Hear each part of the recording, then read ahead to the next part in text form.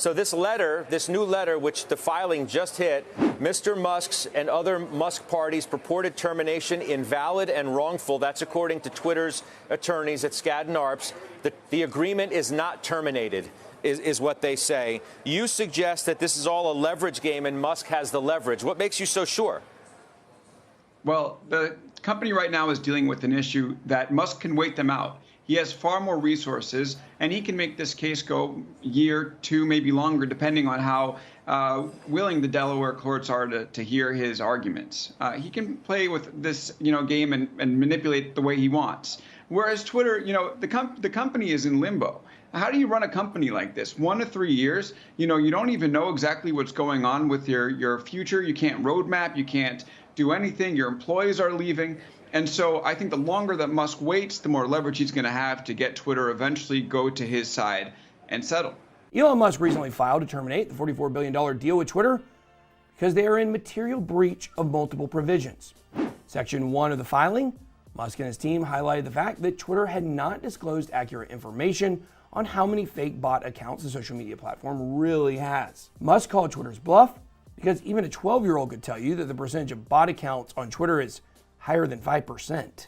Elon also claimed that Twitter did not disclose the truth about their financial conditions, and he doesn't like that they let go 2 key high-ranking employees without his consent. Twitter's stock has fallen over 40% from the original price they agreed on, and obviously Musk doesn't want to pay top dollar to be the king of the bots. Ironically, Musk posted a meme on Twitter joking about the fact that they want to force him to buy the company, but now they have to disclose the real bot information in court. Twitter responded yesterday by saying Twitter has breached none of its obligations under the agreement, and that Elon's attempt to back out is invalid and wrongful. Moral police. Unless Musk pays a $1 billion fee to terminate the bid, looks like the two entities are set to battle it out in a Delaware court. The case can get dragged out for some time unless Twitter comes down on the prices. Speaking of prices, let's pass it on over to Frank for Market Watch. Thanks, Ben. All right, guys, let's jump in and do a little market watch here. We've got Bitcoin coming in at $19,320, back below that 20K mark. Ethereum coming in at 1043. Bitcoin down about 3% on the day. Ethereum down about 5% on the day. Now, obviously, we're having a little bit of a dip here, guys. Now, I just want to pull up TradingView real quick and give you guys a little bit of an idea of where I think the market's going in the short term. We do have a money flow crossover into the red on the 4-hour time frame. This is typically very bearish. We also, to add insult to injury, we do have a 2-hour yellow X, which indicates manipulation to the downside. And these typically do play out pretty harshly. As you can see, this one did bring us down a bit. This one also brought us down quite a bit. So this is bearish on a time frame like the 2-hour. So these are some things that are making me feel like we could be coming down just a little bit more, as well as potentially creating this bear flag, which is a bearish continuation pattern. Typically, you see price come down, kind of consolidate up and down in this upward trending range, and then break to the downside. So there is some things for you guys to keep an eye on. Am feeling a little more bearish with these bearish signals on Market Cypher popping up on the 2-hour. If you guys want to learn more about how to read Market Cypher and technical analysis, you guys can follow me at Frankie Candles on YouTube or Frankie_Candles on all socials. Back to the news. Thanks, Frank. The battle between the bulls and the bears carries on at the psychological $20,000 level. And after Bitcoin tumbled over 3% on Monday, it seems like the bears have the upper hand. Yesterday was a brutal day for traders. Data from CoinGlass.com shows that over 64,000 traders suffered liquidations, losing them almost $200 million. Brutal. Could get worse too, considering Finbold published an article saying that 50 industry experts predict that 13K could be the yearly low for Bitcoin this year.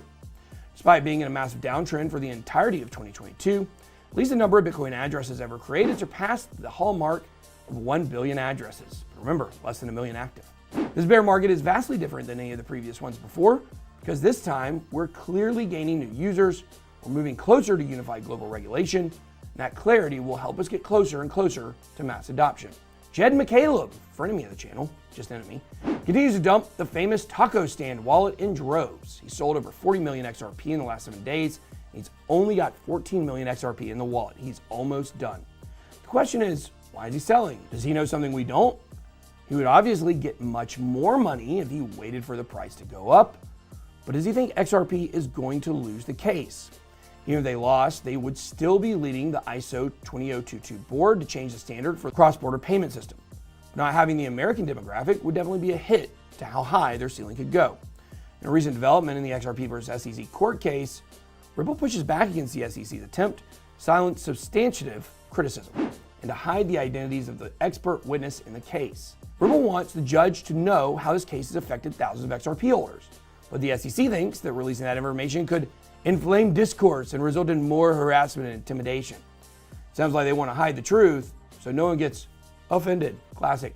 In a letter to Judge Annalisa Torres, Ripple stated that it's antithetical and that the SEC's attempt to suppress public criticism of its experts' opinions is particularly egregious, given that none of the SEC's expert reports is likely to contain SEC confidential information. What Attorney Jeremy Hogan called a good outcome, Judge Torres has granted in part and denied in part the party's request to seal documents in connection with the Amici motion to participate in the Daubert proceedings. What does that mean? Well, Jeremy Hogan cleared this up for us on Twitter by saying that the public gets to see the expert witness reports except for a small part that will be sealed because it had to do with one of the expert witnesses getting harassed. As a supreme ruler, master commander of the XRP army, know that sometimes being patient is the best way to win a battle. Don't rush to attack. Let the opportunity come to you. That's all I got. Be blessed.